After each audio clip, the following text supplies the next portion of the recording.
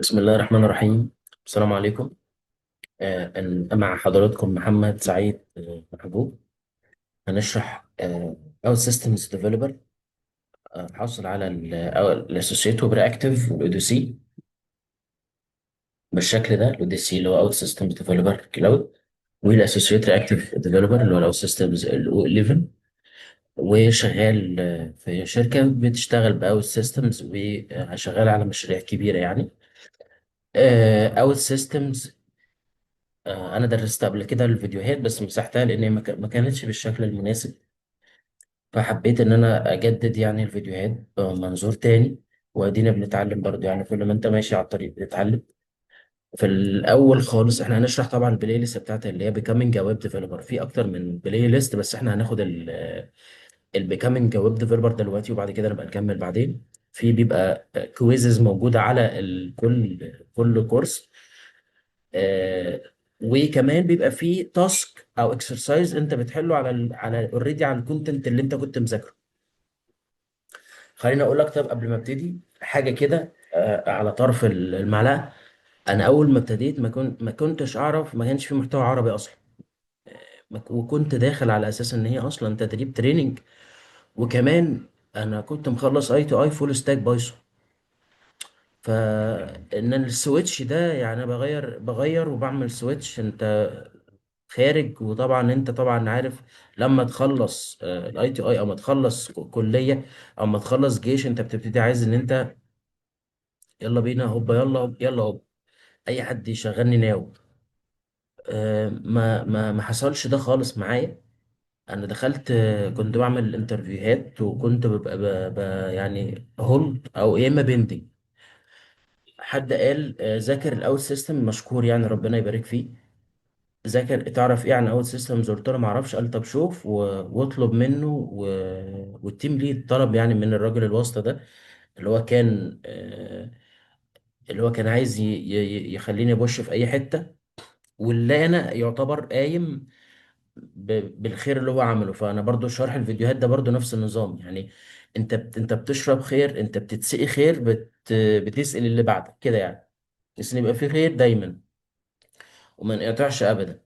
طيب هو قال لي ايه؟ هو قال لي والله التيم ليد بيقول التيم ليد ده اللي انا اتعرفت عليه بعد كده برضو طلع انسان محترم جدا وقابلت ناس مع اللي شغالين مع التيم ليدر ده. التيم كله كان جميل يعني. ويعتبر هو اللي وقفني على رجلي بعد ربنا سبحانه وتعالى التيم ليدر دوت. وفي ناس موجودين من اللي كانوا في التيم، من ضمنهم الراجل اللي هو كان بيتوسط لي ده. برضه في الاول انا ما كنتش اعرف يعني ايه السيستمز اصلا.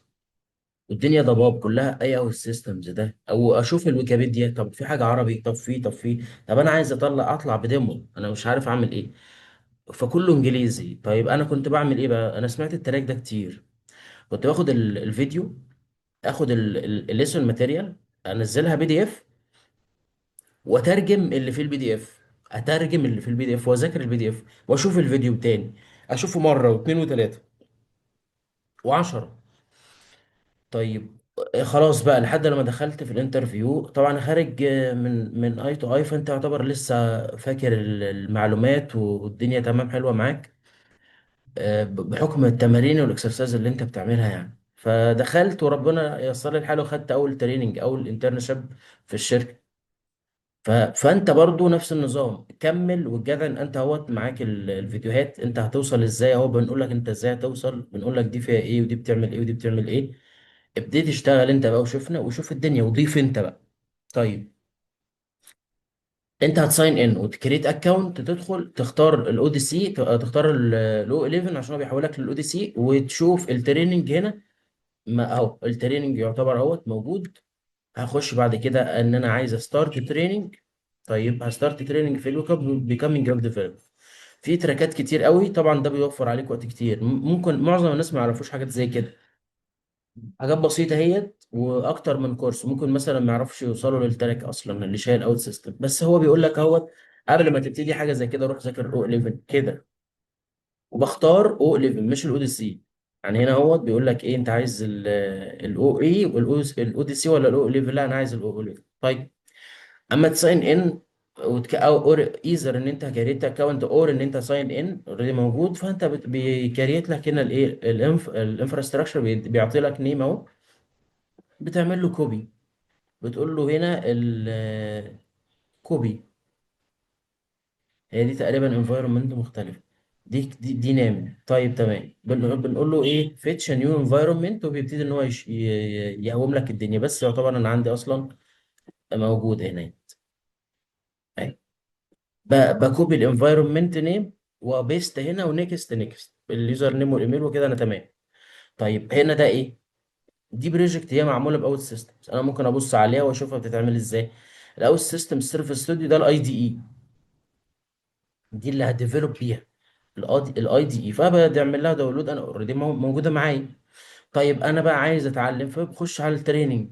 التريننج هنا اهوت مثلا، عايز اشوف ايه؟ عايز اشوف الاونلاين تريننج، بخش. طيب خلاص دخلت في التريننج، بيشوف انت عايز ايه، فبنبتدي بقى. احنا وصلنا اهوت هنا، وهنخش هنا على البيكامينج اوت ديفلوبر. طيب حلو قوي.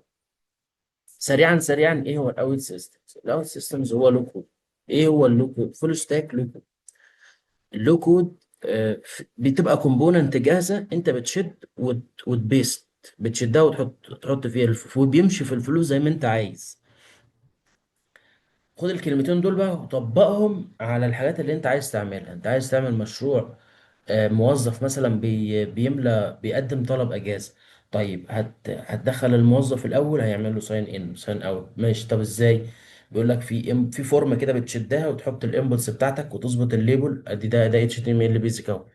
بس الحاجات اللي معموله الحاجات اللي معموله الفرونت اند اللي بتساعدك ديت، اللي هي الكومبوننت اللي بتشدها والويدجتس، قال لك انها معموله برياكت، الفرونت اند بتاعها رياكت. طيب حلو قوي. احنا المفروض ان احنا بنكون عندنا خبره او باك جراوند، مش خبره، باك جراوند ال HTML ال CSS الجافا سكريبت، عندنا معلومات، عندنا اكسبيرينس بالكودينج، عشان تبقى انت حتى فاهم ومتخيل ايه اللي هيحصل، تجمع الدنيا مع بعض، عشان حتى تبقى عندك ثقه في نفسك كبيره كده، انت تدخل.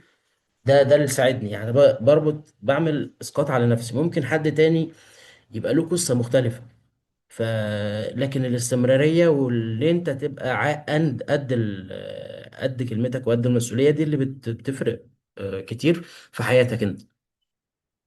اصرارك. حلو. طب انا دخلت بعد كده، وصلت اهوت اوت سيستمز اوفر فيو، هشوف ايه هو الاوت سيستم. احنا قلنا اللي هو له كود وويدجت بتشيلها وتحطها، وحسب ما البيزنس فلو بيمشي، وبتبتدي ايه، تشوف الدنيا ما هي ماشية ازاي، وتحاول تفهم وتدرس وكده يعني.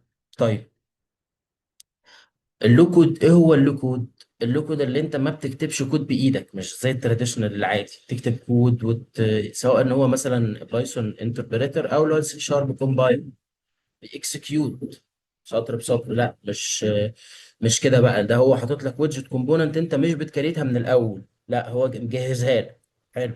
طيب فول ستاك لان في فرونت اند وباك اند. ده الكلاينت الفرونت اند كلاينت يوزر، اللي هو ايه الفرونت اند اللي هو اتش تي ام ال وسي اس اس وجي اس، هو ورابطها بالفريم ورك اللي هي الرياكت، والباك اند سي شارب وسيكوال سيرفر اللي هو الدوت نت. حلو قوي. طيب هو ليه؟ طيب ايه اللي يميزه وايه اللي مخليه مطرقع كده؟ لان هو عنده كومبوننتس بتاعته قويه جدا، وهو قوي جدا، كفيل ان هو مثلا يقوم لك بروجكت، يقوم لك مثلا انت عايز تسلم حاجه، لو انت فاهم الدنيا ومتمكن، فانت هتقدر ان انت تعمل حتى ديمو لليوزر بسرعه، تطلع ديمو كده. ده بيساعدك في حاجه زي كده يعني، بخلاف طبعا لو البيزنس، طبعا بخلاف البيزنس لو اتعمق ولو كومبلكس طبعا بياخد وقت. فكل حاجه ليها حاجه يعني. بس اللي يميز اوت سيستمز ان هو سيكيور. المنصه بتاعته فيها حاجات كتير كويسه بتساعدك، ان انت مثلا بتساعد الديفلوبرز ان هم يوصلوا لو في مشكله ولا حاجه على اللوج، بيفشها لك ويقول لك شوف في الاكشن ده مسمع مطرقع هنا ضارب ايرور، روح شوف. حاجات كتير. اللايف تايم لو انت عايز تدبلوي، انت عايز تدبلوي من انفايرمنت للتانيه، ده اللايف تايم. احنا بنتكلم على الاوت سيستمز كومبوننت اهو. الاي دي اي نفسه بيساعدك، ان انت بيوفر عليك ان انت تشد الويدجت تحطها، وتبتدي تسيت اب الكونفيجريشنز وتمشي وتشوف الدنيا فيها ايه. فدي. والفرج لو في اي حد عمل حاجه عايز، حاسس ان هو مثلا مش في اوت سيستمز، هو عملها وطلعها للناس يستخدموها، بس تتاكد الاول ان هي قبل ما تحطها عندك في البروجكت ان هي ديت فري. بتشوف اللايسنس يعني، او ان انت ممكن تشوف الكود اللي موجود هناك وتحاول تطبقه عندك في الكود كده. بتتعامل يعني. بس يعني احنا بنتكلم النهارده على اوفر فيو الاوت سيستمز، خلينا نشوف نتفرج على لما يجي نيجي مثلا نيو ابلكيشن او بنضيف نيو ابلكيشن. طب ايه اللي بيحصل؟ ده الاي دي اي. الاي دي اي اللي هو ايه؟ الاي دي اي اللي هو ده يعتبر مثلا ديمو. مش ديمو، مثلا نقول اللي هو، خلينا نقول سكوب. طيب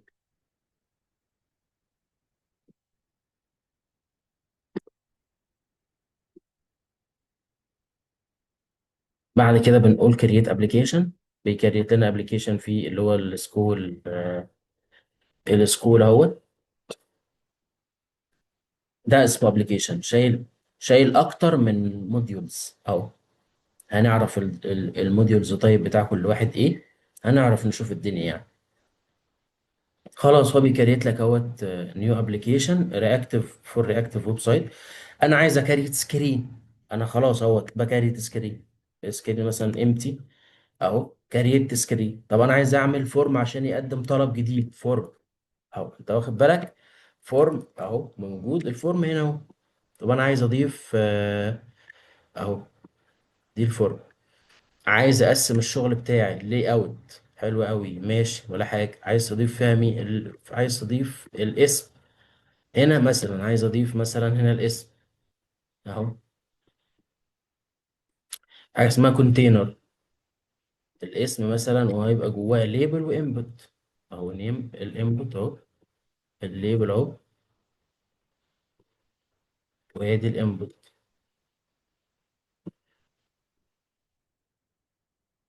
ده مثلا هسميه بقى زي ما انا عايز. خليني قلت مثلا ان هو ده الاسم. ده رقم التليفون. ده الايميل. ده البيرث ديت كده. بطن. بطن بيعمل ايه؟ بطن بيسبمت اهو. بطن اهو بيسبمت. بدوس عليه كليكتين فبيرسم لي الفلو، بيربطه لي باكشن اهو. سكرين اكشن اسمه ايه؟ سيف اون كليك. لما انت تملى بالبيانات دي والكونفيجريشن زي ما انت عايز، لما تدوس سيف ايه اللي هيحصل؟ اهو اتغير شكل الويدجت على مستوى الايه، بقى مستوى السكرين اكشن او اللي يعتبر باك اند. انا هران سيرفر اكشن مثلا، هشوف هو كان موجود عندي ولا لا.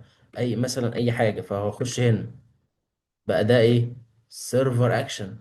طيب حلو قوي. سيرفر كده انا هعمل بقى ايه؟ ببلش. ايه الببلش ده؟ الببلش ده انت معنى كده انت بتطلع نسخه عندك على السيرفيس سنتر. باول كومبوننت من عندنا موجوده كانت اسمها ايه؟ السيرفيس استوديو الاي دي اي. تمام. بعد ما عملنا ببلش طلع فين؟ طلع على السيرفيس سنتر. ايه هو السيرفيس سنتر ده؟ تاني كومبوننت موجود معانا في اوت سيستمز. خلينا ناخد اللي اهو. طبعا هو مش هينفع، هنعمل هنا كده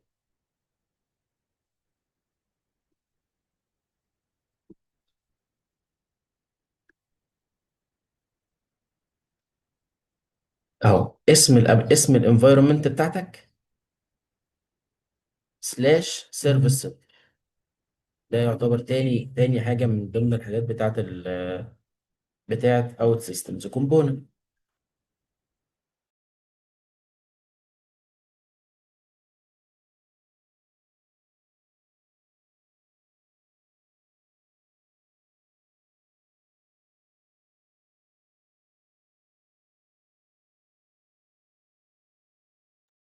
طيب تمام.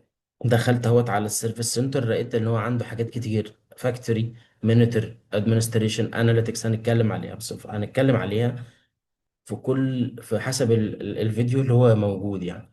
خلينا نخش بعد كده تالت كومبوننت اللايف تايم. او اللايف تايم ده الخاص بايه؟ ان انا خلاص، انا هعتبر دلوقتي الديف تمام، عايز اطلع بقى عشان اوري الكيو سي الشغل بتاعي. يعني كيو سي دي انفايرمنت تانية، بعمل ديبلوي من حاجه لحاجه. طيب ايه، مين اللي هيساعدني في حاجه زي كده؟ اللي هيساعدني في حاجه زي كده اللايف تايم اهو. ببتدي ان انا اعمل الانفايرمنتس بتاعتي بتبقى موجوده، بعمل ديبلوي من ديف الكيو سي، وبختار الابلكيشن، وببتدي ان هو ايه يطلع كيو سي بالتغيير بتاعي. حلو قوي. ايه تاني؟ الفورج اللي احنا اتكلمنا عنه. بس ده باختصار شديد الكومبوننتس بتاعت اوت سيستمز.